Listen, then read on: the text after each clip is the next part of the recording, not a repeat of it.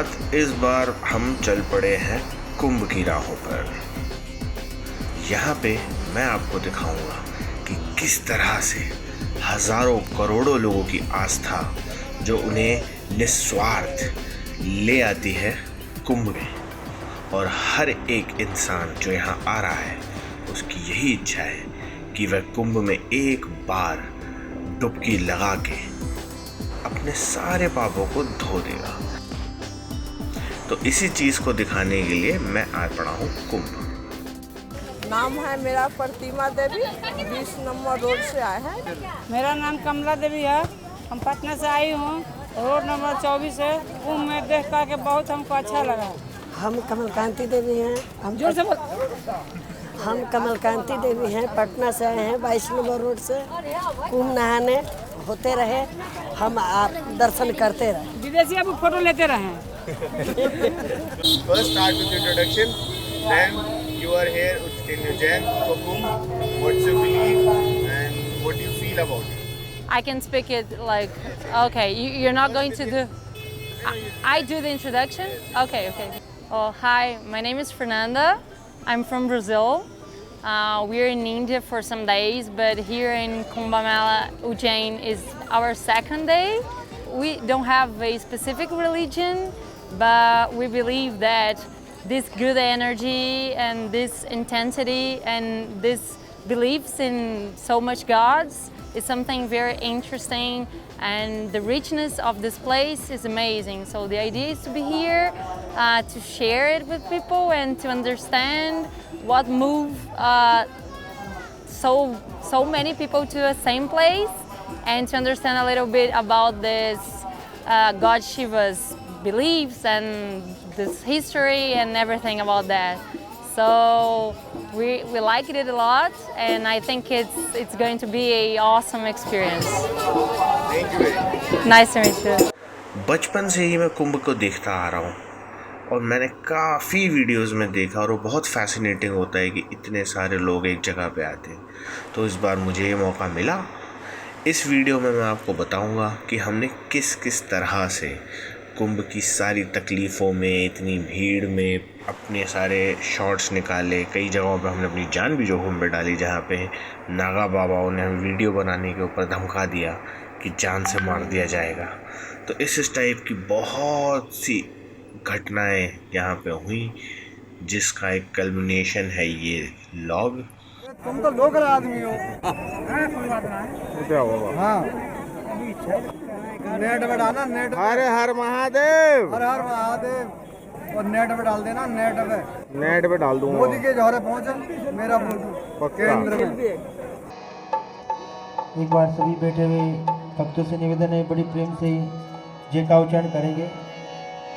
बोले राम सा पीर महाराज की, बोलो चे श्याम की।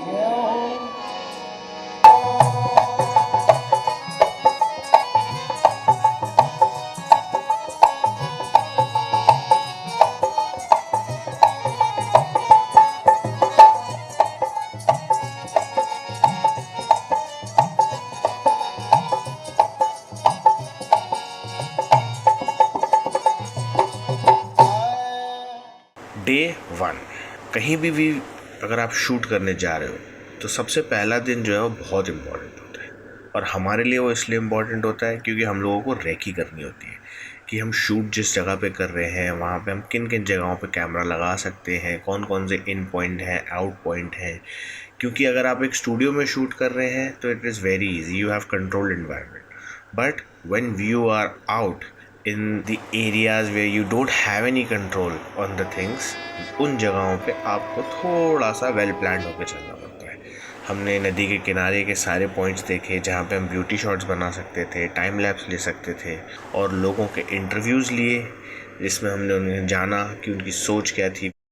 फॉरेनर्स गेस्ट जो थे उनसे हमने इंटरव्यूज़ लिए और उनसे हमने पूछा कि what is your reason to be here on this location. Hello there. My name is Rafael. I'm from Brazil. I'm 30. I came to India to spend a couple weeks. Well, we came to Ujjain specifically for the Kumbh Mela. We've been here for 2 days now. And yeah, it's an amazing experience. It's a lot of people coming down here to actually bath in this holy river.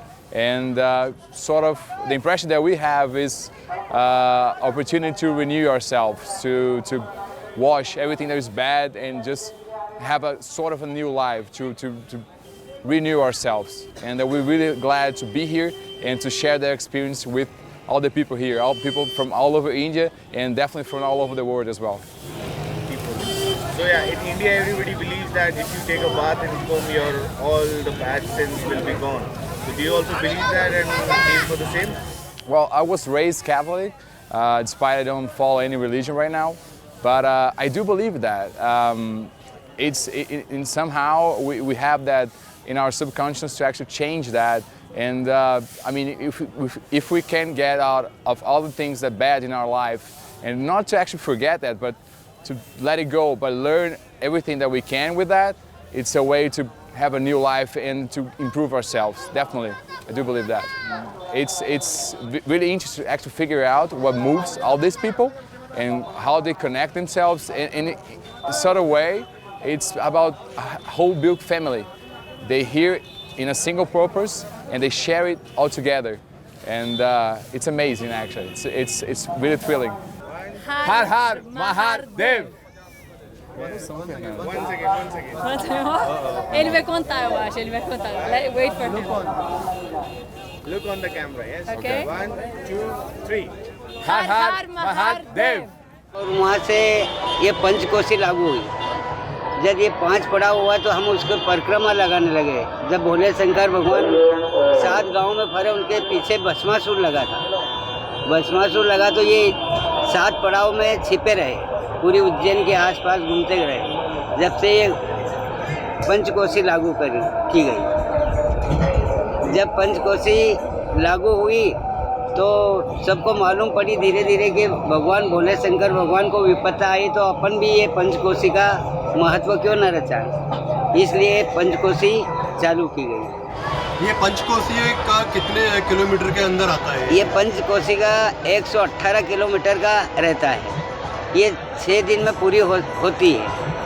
ये नवमी से चालू होती है, तो अमावस्या की शाम को हम बलदेव भगवान के यहाँ आते हैं और नवमी से ये चालू होती है। वहाँ बलदेव भगवान का बल लेते हैं और कहते हैं कि हे बलदेव भगवान, तुम्हारा बल हमको दो और हमारा तुम लो, इससे हमें कोई आपत्ति नहीं आती है। इसलिए हम 6 दिन तक पूरी परिक्रमा लगा के फिर भगवान ये बलदेव भगवान के यहाँ मंदिर में जाते हैं और वहाँ घोड़ा छोड़ते हैं कि तुम्हारा बल तुम ले लो, और वापस घर जाते वक्त बोलते हैं हमारा बल हमको दे दो।